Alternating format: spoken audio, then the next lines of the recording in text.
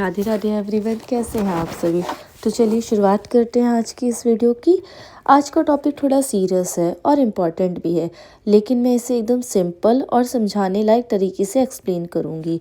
हम बात करने वाले हैं डॉरी लॉ के बारे में, यानी दहेज से जुड़ी कानूनी प्रोटेक्शन के बारे में। अगर आप लड़की वाले हो या लड़के वाले हो, दोनों के लिए ये नॉलेज होना बहुत ज़रूरी है। आज जब कोर्ट से घर आई तो मेरे आने से पहले ही घर पर एक क्लाइंट आई हुई थी। जैसा कि मैंने पहले भी अभी वीडियो में बताया कि आज हम दहेज के केस के बारे में बात करने वाले हैं, क्योंकि आज मैं आपको एक रियल केस के थ्रू दहेज के केस के बारे में एक्सप्लेन करूँगी। तो क्लाइंट ने मुझे पहले ही बोल दिया था कि उन्हें उनकी आइडेंटिटी रिवील करने में कोई प्रॉब्लम नहीं है, बस उनकी आवाज़ में शेयर नहीं करूँगी ताकि उनकी प्राइवेसी भी बनी रहे और मैं आपको क्लियरली समझा भी सकूँ। जब मैं उनकी बातें सुन रही थी तो मुझे एक बात समझ आई कि दहेज का प्रेशर सिर्फ एक लीगल इशू नहीं है, बल्कि एक इमोशनल स्ट्रगल भी होता है। एक लड़की कितनी हिम्मत जोड़कर यह सब बोलती है, ये सिर्फ एक लॉयर ही नहीं बल्कि एक वुमेन होने के नाते भी फील होता है। इसलिए मैंने डिसाइड किया कि आज के व्लॉग में हम एकदम सिंपल लैंग्वेज में बात करेंगे। डॉरी लॉ को बीएनएस के हिसाब से कैसे समझा जाता है, कौन सा सेक्शन अप्लाई होता है और एक महिला क्या क्या स्टेप्स ले सकती है। तो चलिए शुरुआत करते हैं।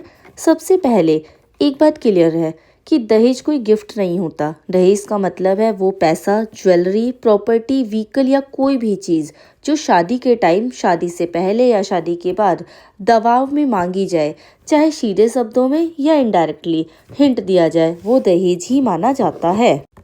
तो चलो पहले हम ये समझते हैं कि डाउरी किन धाराओं से प्रोटेक्ट होता है। बीएनएस यानी कि भारतीय न्याय संहिता के आने के बाद दहेज और प्रताड़ना से जुड़े मामलों को 3 धाराओं में हम समझते हैं। पहली है धारा 86 यानी क्रूरलिटी, दूसरी है धारा 113 यानी डाउरी डेथ और तीसरी है धारा 85 यानी अमेंडमेंट ऑफ सुसाइड। तो सबसे पहले समझते हैं धारा 86 यानी क्रूरलिटी। अगर पति या ससुराल वाले महिला को शारीरिक मारपीट करे, मानसिक टॉर्चर दे, बार बार दहेज की मांग करें, घर से निकालने की धमकी दे, उसे लगातार इंसल्ट करे, तो यह सब धारा 86 के अंतर्गत माना जाता है। इस धारा में कड़ी सजा का प्रावधान है। 3 साल तक की कैद और जुर्माना दोनों हो सकता है। अब नेक्स्ट समझते हैं धारा 113 यानी डाउरी डेथ। अगर शादी के 7 साल के अंदर कोई महिला दहेज की प्रताड़ना, मानसिक शारीरिक टॉर्चर की वजह से मर जाती है या सुसाइड हो या किसी भी तरह की असामान्य मृत्यु, तो यह दहेज में मृत्यु माना जाता है। इस धारा में सजा आजीवन कारावास तक हो सकती है। अब समझते हैं सेक्शन 85 यानी आत्महत्या के लिए उकसाना। अगर प्रताड़ना इस हद तक बढ़ जाए कि महिला मानसिक रूप से टूटकर आत्महत्या कर ले या सामने वाला ऐसा माहौल बना दे कि उसे लगे मेरे पास कोई रास्ता ही नहीं रहा, तो यह धारा 85 के अंतर्गत आती है।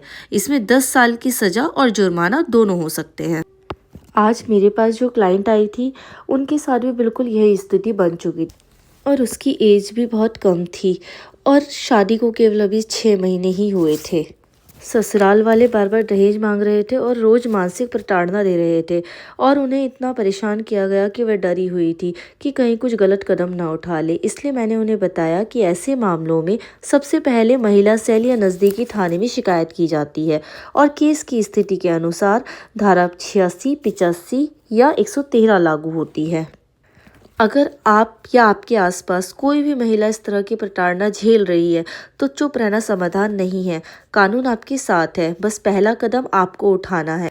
अगर ये वीडियो आपको हेल्पफुल लगी हो तो इसे शेयर ज़रूर करें, शायद आपका एक शेयर किसी की लाइफ चेंज कर सकता है। और अगर आप लीगल टॉपिक्स को सिंपल लैंग्वेज में समझना चाहते हो तो इस चैनल को सब्सक्राइब करना मत भूलना। राधे राधे।